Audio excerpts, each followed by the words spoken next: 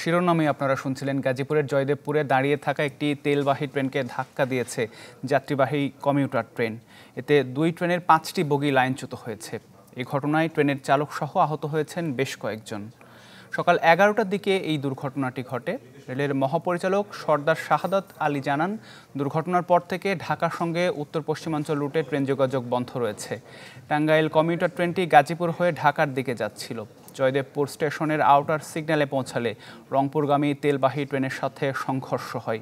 Commutator ট্রেনটিতে খুব বেশি যাত্রী না থাকায় হতাহতের হাত থেকে রক্ষা মিলেছে।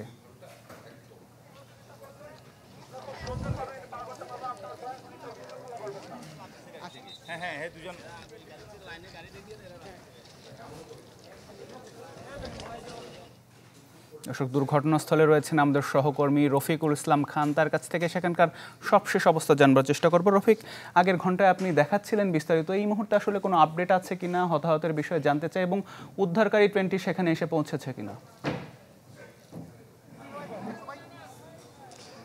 আতিক, আসলে 11টার সময় দুর্ঘটনা ঘটেছে। এখন পর্যন্ত কিন্তু উদ্ধারকারী ট্রেন এসে পৌঁছেনি। আমরা আসলে জেলা প্রশাসনের সাথে কথা বলেছি। জেলা প্রশাসক বলেছে ইতিমধ্যে কিন্তু উদ্ধারকারী যে ট্রেনটি সেটি কিন্তু রওনা দিয়েছে। এখন দেখার বিষয় কতক্ষণে এসে যে বগিগুলো আসলে লাইনচ্যুত হয়েছে সেগুলো উদ্ধারের কাজ করে। আপনাকে যদি একটু দেখায়, এখনও কিন্তু যে তেলবাহী ট্রেনের বগিগুলো সেগুলো কিন্তু এখনও রেল লাইনের ওপর পড়ে আছে, এবং সামনে যে যাত্রীবাহী ট্রেনটি রয়েছে সে ট্রেনের বগিও কিন্তু এখনও রেল লাইনের ওপরে পড়ে রয়েছে। আপনাকে যদি একটু বলি, সকাল 11টা নাগাদ কিন্তু যাত্রীবাহী ট্রেন এবং যে তেলবাহী ট্রেনের মধ্যে সংঘর্ষ হয়। সংঘর্ষের পর কিন্তু 4 জন আহত হয়েছে। তাদেরকে উদ্ধার করে শহীদ তাজউদ্দিন আহমদ মেডিকেল কলেজ হাসপাতালে ভর্তি করা হয়েছে। আমরা ফায়ার সার্ভিসের সাথে কথা বলেছি। ফায়ার সার্ভিস যেটি বলছে, দুর্ঘটনার পরপরই কিন্তু ফায়ার সার্ভিসের 4টি ইউনিট ঘটনাস্থলে এসে আসলে উদ্ধার কাজ চালায়। তাদের আসার আগেই কিন্তু স্থানীয় লোকজন এসে আহতদের উদ্ধার করে মূলত তাজউদ্দিন আহমদ মেডিকেল কলেজ হাসপাতালে ভর্তি করা হয়েছে।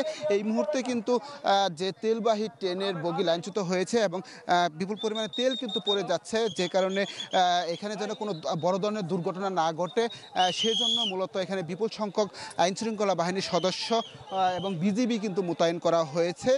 আর যে সমস্ত উৎসুক জনতা রয়েছে তারা যেন এখানে এসে ভিড় না করে, বিশেষ করে দাহ পদার্থ নিয়ে কেউ যেন না আসে, এবং যে কোনো সময় যদি এখানে দাহ পদার্থ থাকে তাহলে কিন্তু বড় ধরনের একটা দুর্ঘটনার শঙ্কা থেকে যায়।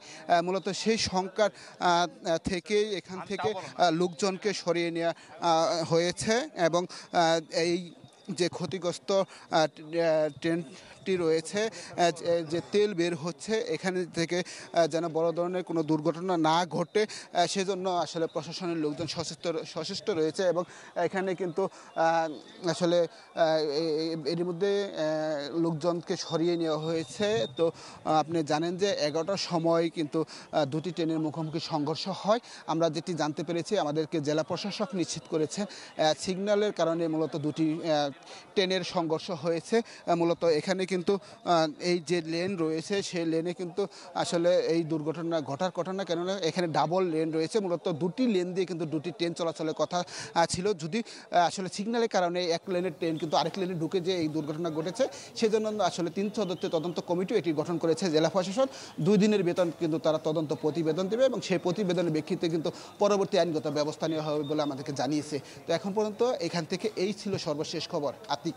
জি রফিক, অনেক ধন্যবাদ আমাদের সাথে যুক্ত হবার জন্য। দর্শক, গাজীপুরের জয়দেবপুরে তেলবাহী ট্রেন এবং যাত্রীবাহী আরেকটি কমিউটার ট্রেনের মধ্যে সংঘর্ষ হয়েছে, সে বিষয়ে সবশেষ খবর জানাচ্ছিলেন আমাদের সহকর্মী রফিকুল ইসলাম খান।